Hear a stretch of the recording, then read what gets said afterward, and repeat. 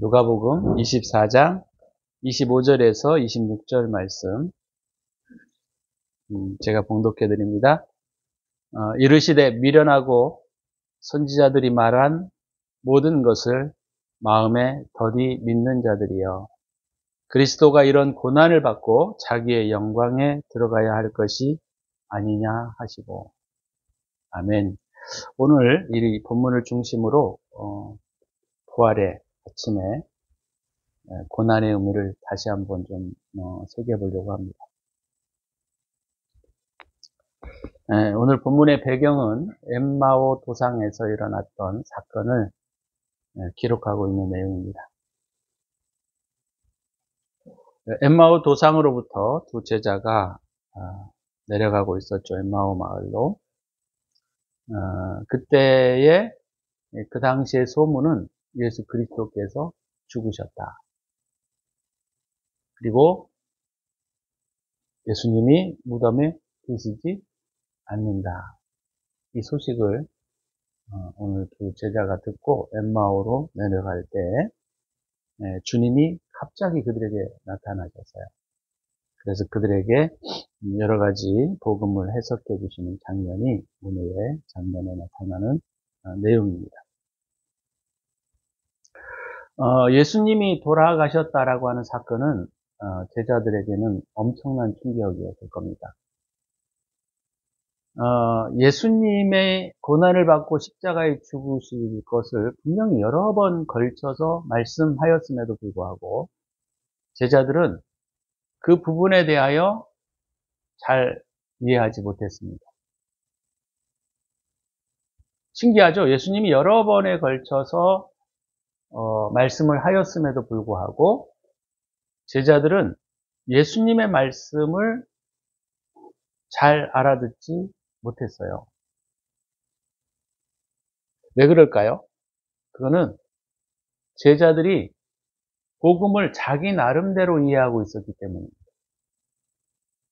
그러니까 제자들의 생각은 어떤 거였냐면, 메시아가 이 땅에 오시면 모든 나라의 권력을 다 무릎 꿇리고, 그리고 자기네 나라, 이스라엘 나라가 전 세계 위에 우뚝 설 것이다 라고 생각했던 거예요. 그게 구약이나 이사야서나 예레미야 선지자를 통하여 선포되었던 말이기도 하고 그랬기 때문에 그들은 이 말씀을 그냥 그대로 문자 그대로 해석했던 것이죠. 그래서 그들은 메시아가 오시면 이 나라의 모든 억압된 굴레를 메시아께서 다 벗겨주시고 우리로 하여금 기쁨과 슬픔과 행복의 나라로 안내해 주실 것이다 라고 하는 생각에 꽉 사로잡혀 있었어요. 그랬기 때문에 예수님께서 하셨던 말씀들을 그냥 자기네 방식으로 이해할 수밖에 없었던 거죠. 그래서 예수님이 십자가에 죽으시고 난 뒤 제자들은 다 뿔뿔이 흩어졌습니다. 당연한 결과라고 말할 수 있죠. 그죠? 우리가 예수님께서 말씀하신 의도를 제대로 파악하지 못하는 경우들이 오늘 이 제자들처럼 우리 안에 복음에 대한 생각들이 스스로의 굴레에 딱 갇혀 있으면 다른 소리들이 들리지 않습니다. 다른 소리들은 다 차단하고 자기가 듣고 싶은 얘기만 듣고 있기 때문에 복음의 진정성에 대한 이해가 낮을 수밖에 없는 거예요. 우리도 이런 부분들을 주의해야 합니다. 내가 전에 신앙생활을 해왔던 전통 방식, 내가 이해하고 있었던 복음, 이런 내용들이 오늘 이 제자들보다는 조금 나을 수 있을지는 모르겠지만 우리도 상당히 그런 사고와 그런 생각에 빠질 수 있기 때문이죠. 그래서 오늘 예수님께서 이렇게 말씀하고 있어요. 25절에 미련하고 선지자들이 말한 모든 것을 마음에 더디 믿는 이들이요. 예수님이 굉장히 답답하셨던 거죠. 한두 번 얘기한 게 아니고 계속적으로 예수님께서 고난을 받고 죽으셔야 한다라고 하는 개념들을 제자들은 단순히 그냥 시쳇말로 말하면 귀뜸으로 들었던 거죠. 우리도 이럴 수 있다라고 하는 거예요. 복음에 대한 이해가 총체적이지 못하고 복음에 대한 이해가 자기 신학에 갇혀 있게 되면 이런 부분들은 우리가 충분히 예상할 수 있는 것이죠. 제자들의 소망은 무엇일까요? 제자들은 말 그대로 그런 거였어요. 나라가 로마 제국으로부터 해방되어지고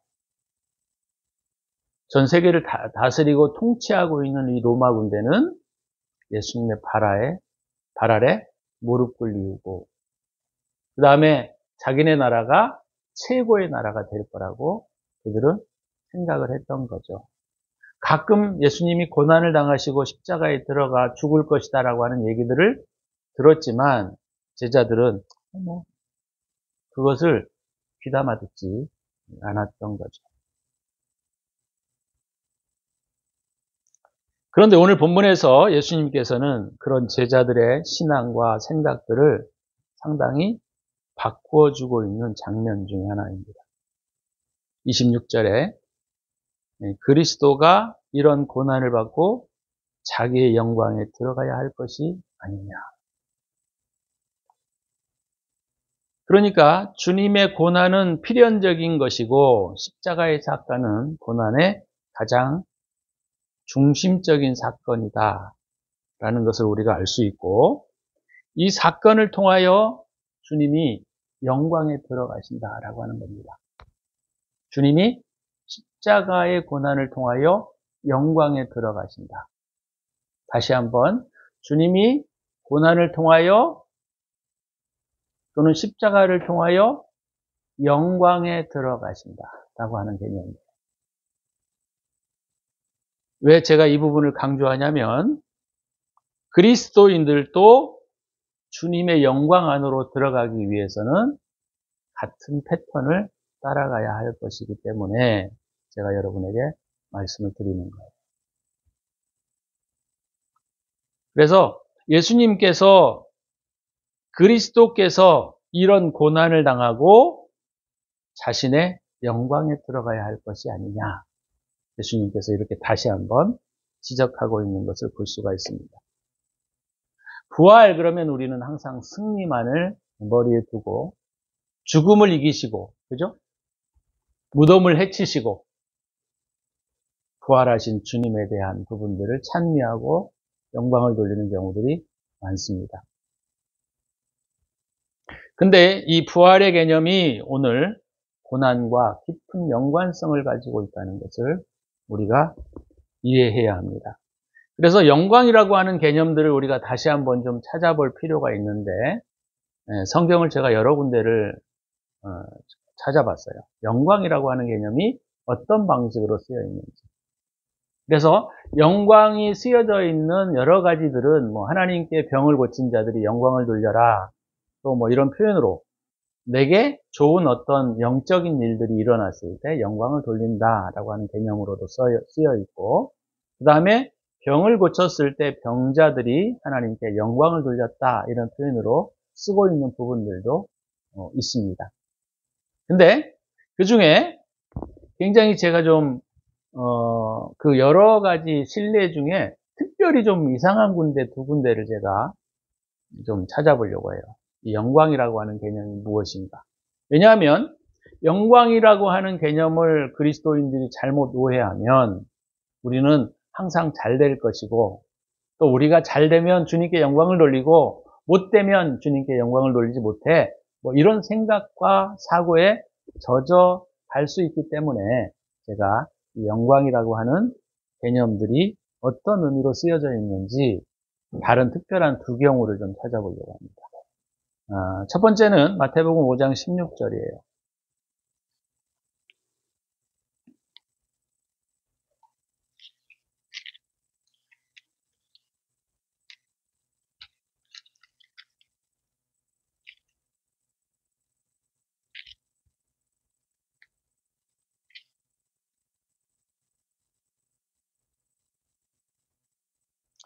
이같이 너희 빛이 사람 앞에 비치게 하여 그들로 너희 착한 행실을 보고 하늘에 계신 너희 아버지께 영광을 돌리게 하라.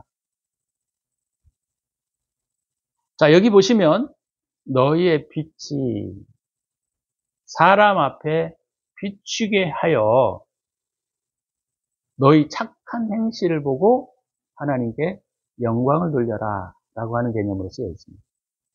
그러니까 여기에 영광이라고 하는 단어는 빛의 개념과 거의 유사한 개념으로 쓰여져 있는데 어떤 개념으로 사용되고 있습니까?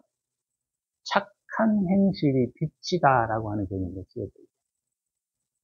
착한 행실이 빛이다. 그죠?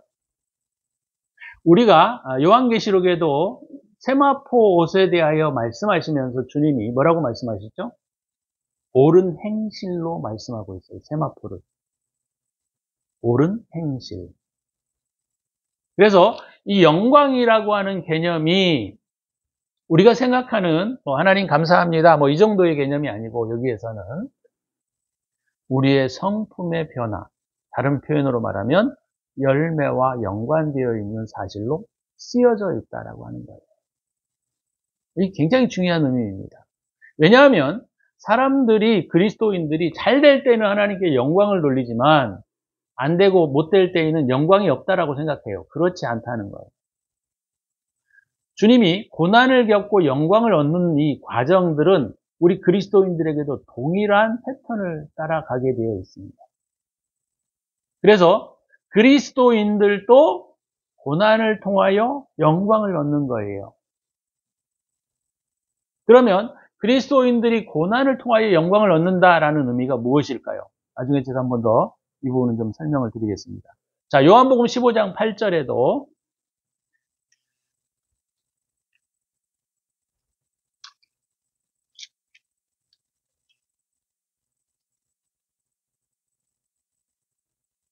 너희가 열매를 많이 맺으면 내 아버지께서 영광을 받으실 것이요 너희는 내 제자가 되리라 이렇게 말씀하고 있습니다. 그러니까 이 영광이라고 하는 단어는 결국 아까의 전 부분에 제가 말씀을 드린 부분 의미도 있지만 오늘 본문에서 나와 있는 내용의 영광이라고 하는 개념은 우리의 삶의 열매와 성품과 밀접한 관계를 가지고 있다라는 겁니다. 그래서 영광을 돌린다라고 하는 개념은 우리가 사람들 앞에 내 삶이 이렇게 드러나는 거예요. 근데 이 드러나는 방식이 뭐예요? 빛이에요, 빛. 근데 빛의 방식으로 드러나게 되는데 그 행실이 곧 영광이라는 겁니다.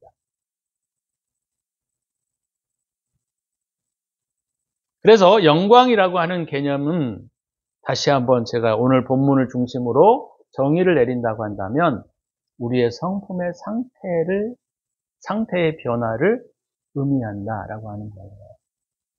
그러니까 여러분들이 영광을 돌린다라고 하는 개념은 물론 잘 될 때, 못 될 때에도 우리가 하나님께 감사하고 영광을 돌려야 되는 것도 맞는 이야기지만 실상은 내 삶의 모습이 변화되어져야 사람들이 그것을 보고 하나님께 영광을 돌리게 되어 있다라는 겁니다.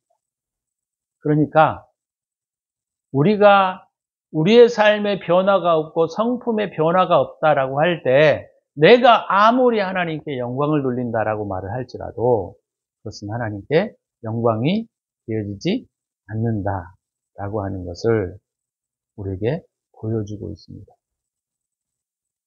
그러니까 오늘 말씀을 중심으로 볼 때 뭐예요? 태도와 삶의 모습을 고쳐라라는 거예요. 태도와 삶. 과거의 모습 그대로 또는 사람들이 불편한 모습 그대로 내가 살아간다고 하면 결국 그것은 신앙생활이 아닌 거죠. 엄밀히 말하자. 또 요한복음 17장을 잠깐 찾아보죠. 17장 22절에도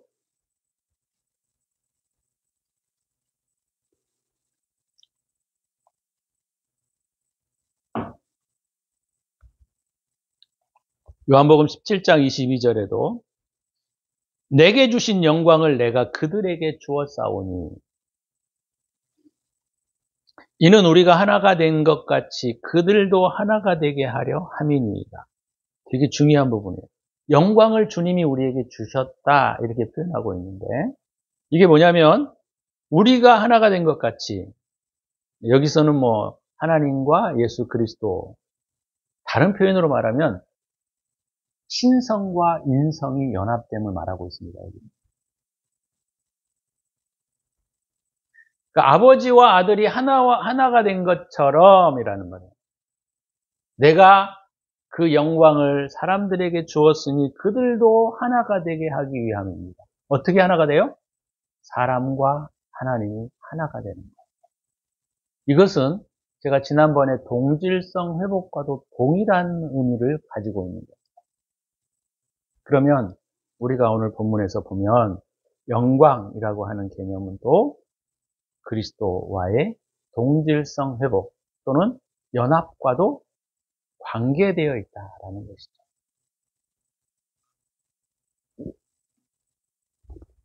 오늘 주님께서는 영광의 의미를 십자가 사건으로 해석하고 있고 그 십자가 사건을 통하여 영광을 얻었다라고 하는 것은 물론 부활하셨다라고 하는 개념도 되지만 그것보다는 다른 개념, 아버지와 하나가 되셨다라는 걸 의미합니다. 다시 말하면 인성을 완전히 극복하시고 인성을 신성화시킨 사건이다 이렇게 볼 수 있습니다. 부활이다. 그래서 이 부활의 의미가 우리에게 주는 이미지가 굉장히 중요한 부분이 하나가 있어요. 그게 바로 뭐냐면 이 부활의 주님이 되셔야 우리의 아버지가 되시고 우리의 어머니가 되실 수 있어요. 조금 이해가 좀 어렵죠? 그러니까 예수님이 인성을 연합하시지 않는다고 한다면 우리에게 그분의 신성을 계시할 수가 없습니다. 좀 어려운 말이죠. 다른 표현으로 말하면 예수님께서 인성을 완전히 연합하시지 못한다고 한다면 우리의 구원과는 연관성이 없어요. 그래서 예수 그리스도께서 오늘 고난을 받고 영광을 얻으시는 장면들은 되게 중요한 의미가 된다 이렇게 말씀을 드릴 수 있습니다. 우리가 하늘에 계신 우리 아버지라는 표현을 쓸 때 우리 아버지라는 표현을 쓸 때 우리 아버지의 개념이 뭐죠? 구체적이고 실제적으로 우리와 연합이 될 수 있는 분. 히브리서에서는 이걸 뭐라고 말하고 있죠? 우리의 연약함을 체휼하신 분 이렇게 표현하고 있어요.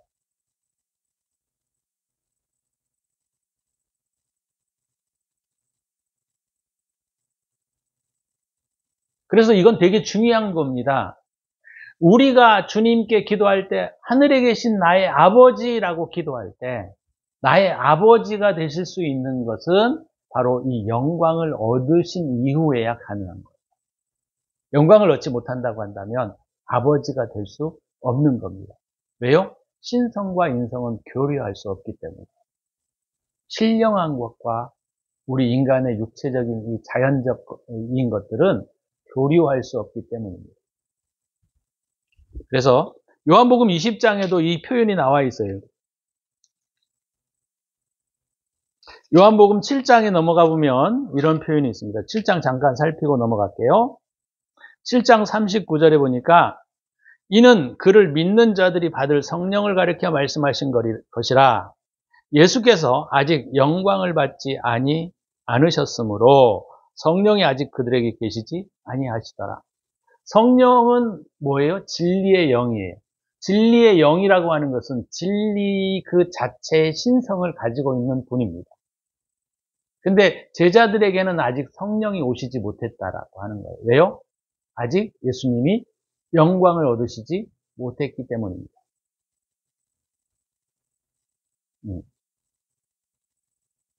이게 이해가 되셔야 그냥 그렇게 되는 거예요.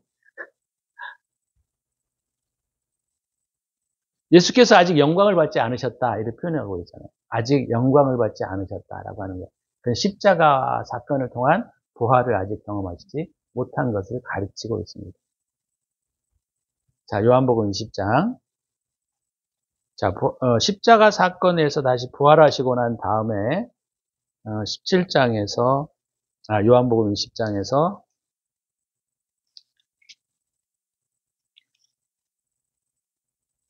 요한복음 20장 22절입니다. 자, 예수께서 안식 후 첫날 저녁 때에 제자들이 유대인들을 두려워하여 모인 곳에 문들을 닫았는데 예수님이 갑자기 오셨어요. 그리고 그들에게 너희에게 평강이 있을지어다 이렇게 선포하셨어요.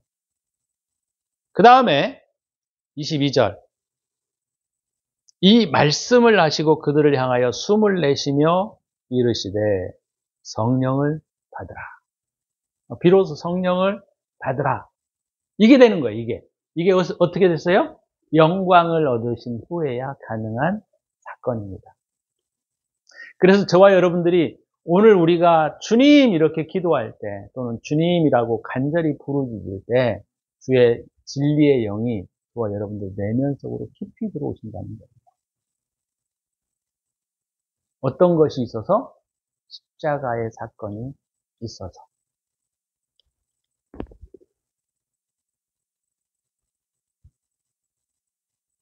그래서 예수 그리스도의 영광의 의미는 십자가 사건을 의미하는데 조금 더 그걸 구체적으로 표현하면 고난을 극복하심이에요. 왜냐하면 아까 우리가 누가복음 24장 26절에서 그렇게 표현하고 있잖아요. 고난을 받고 영광에 들어가야 할 것이 아니냐. 자, 이런 측면에서 볼 때 예수님께서 우리에게 너희가 나를 따라오려거든 자기를 부인하고 십자가를 지고 나를 쫓을 것이니라 라고 하는 이 전체적인 문맥의 의미를 우리가 가늠할 수 있는데 그것이 무엇을 의미합니까? 너희도 나를 따라오려거든 고난을 받고 십자가와 같은 과정들을 겪어야 한다라는 겁니다. 그것이 제가 아까 설명을 했던 내용으로 보면 뭐예요? 착한 행실로 회복되어 가야 한다라고 하는 거예요. 그렇죠? 그래서 그리스도와 연합을 이루어야 한다라는 거예요. 자, 그래서 십자가의 사건은 영광을 얻는 하나의 과정입니다. 그러므로 영광이라고 하는 개념은 고난을 통하여 무엇이 바뀌어요? 삶의 태도가 바뀌는 것이어야 하고 그것은 자연스럽게 내가 이렇게 뭐뭐인 척 하는 것이 아니라 내 삶의 모습에서 자연스럽게 풍겨 나아가야 한다는 거예요. 이것이 주님께서 말씀하시는 전도요, 선교입니다.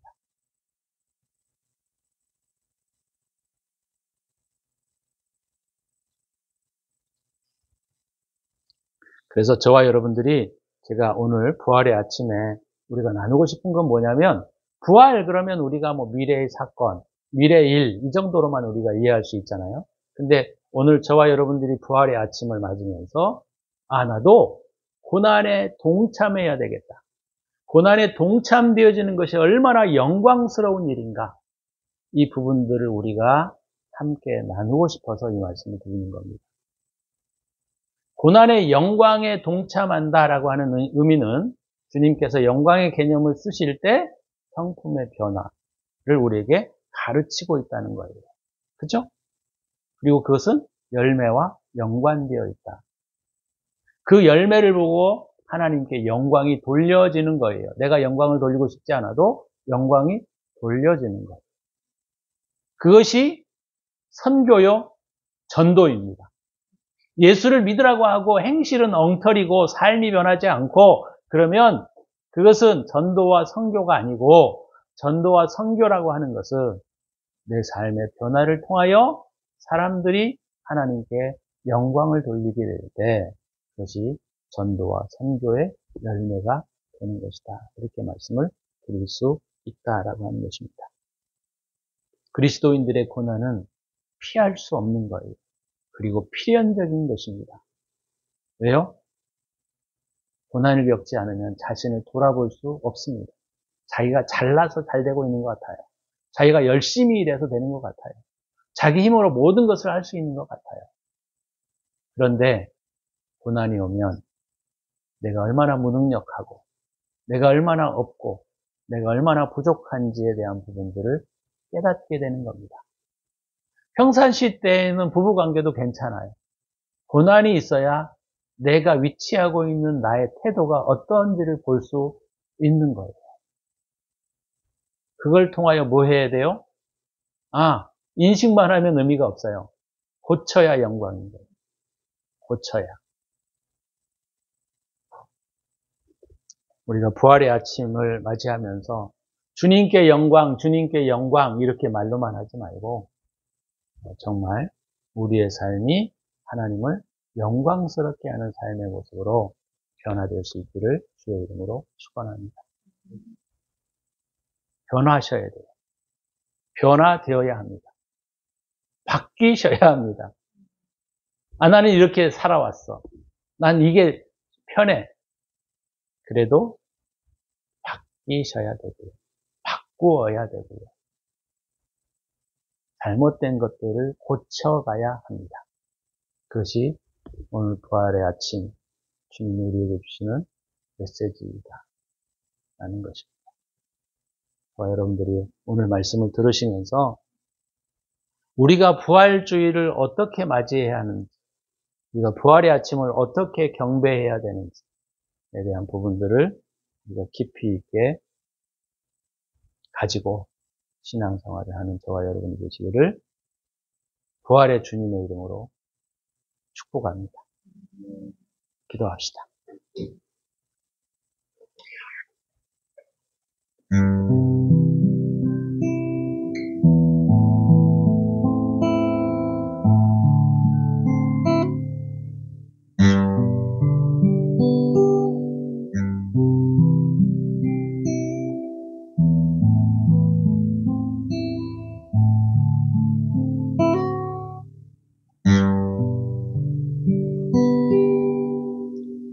주님, 부활의 아침을 맞이하면서 주님께서 이 부활의 아침을 통하여 우리에게 영광을 얻는 방법에 대해서 말씀하신 것을 기억합니다. 하나님, 우리가 부족하지만 고쳐가겠습니다. 하나님, 우리가 부족하지만 삶의 모습을 바꿀 수 있게 하여 주시옵소서.